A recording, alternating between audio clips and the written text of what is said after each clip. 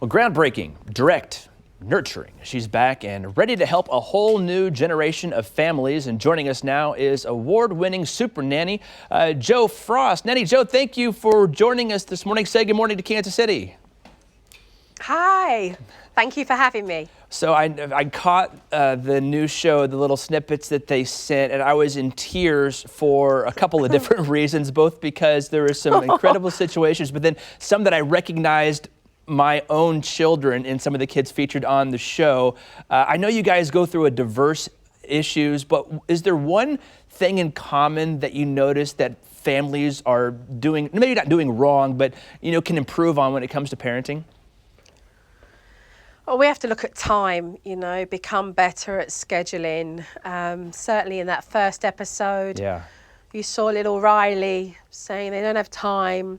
And it's challenging for most families. Like, I get it, but certainly that means that we've got to learn the art of sometimes saying no to things and not feeling the pressure to overschedule our children and overschedule our weekends and give the family a moment to make it count and to build memories and to breathe and to stop and learn the art of doing nothing. And even I'm still learning the art of doing nothing as a busy person. It's a process, right? Yeah. And we take baby steps forward. And that's all I ask is of people to take baby steps forward and to be more conscientious and mindful of that, because that truly does give us the sense of, the love and the connection that really is at the core of every family craving for, Yeah. But there's so much. There's so much that we're going to learn. And that part with Riley that you mentioned there, that's almost the exact spot where I teared up a little bit, because you asked him,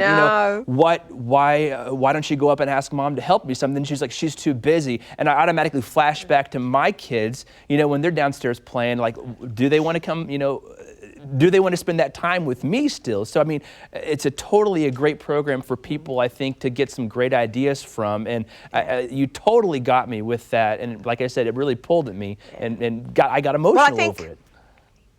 Yeah, well, I think what we're going to see is certainly more of that. I think what got everybody felt so emotional is that we heard Riley's voice. Mm-hmm.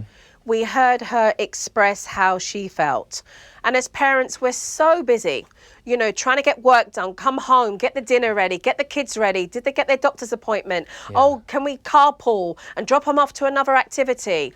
That actually we stop. We don't stop to really listen and to bridge the gap between our kids. And at that moment, we all as adults, as parents, were tuned in to listening to how a little one felt. And we're going to see that on every episode of Supernanny.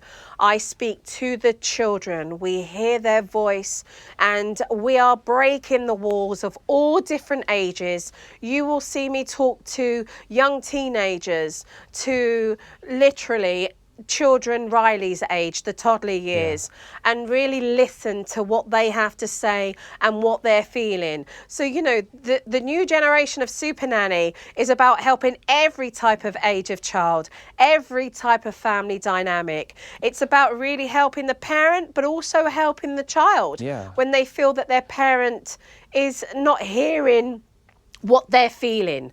And, for me, it's about really bridging the gap and creating more harmony, more empathy, more compassion. Of course, giving the expertise and the wisdom to those parenting challenges. But it's always so much more when we watch a Supernanny family. Like I have adults that come up to me that are engaged or they don't have children, and they say, we learn so much just about principles, and how we want to live our life. I know we only got you for a couple more seconds, but real quick, you've been doing this for a long time. What are some of the new issues that parents today are facing that, you didn't necessarily see when you first started out? And I think technology has got to be one of those, right?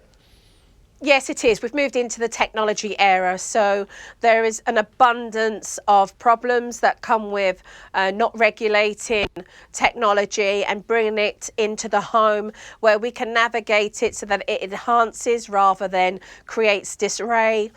We are looking at mental health, postpartum depression, anxiety in children, certainly looking at blended families and how truly they have a relationship with their partners, children from a previous relationship, grief, loss in a family. I mean, we all are grieving. We know someone or a loved one that we've lost, and how we live every day. So that there's much, Bill, that you're going to learn. Tuning in every week on Wednesday at Lifetime, and I'll see you there at 10 o'clock. All right. Well, Supernanny Jo Frost, we sure do appreciate your time, and I can't wait to see what else is coming up in the show. Thank you very much. Thank you. Appreciate it.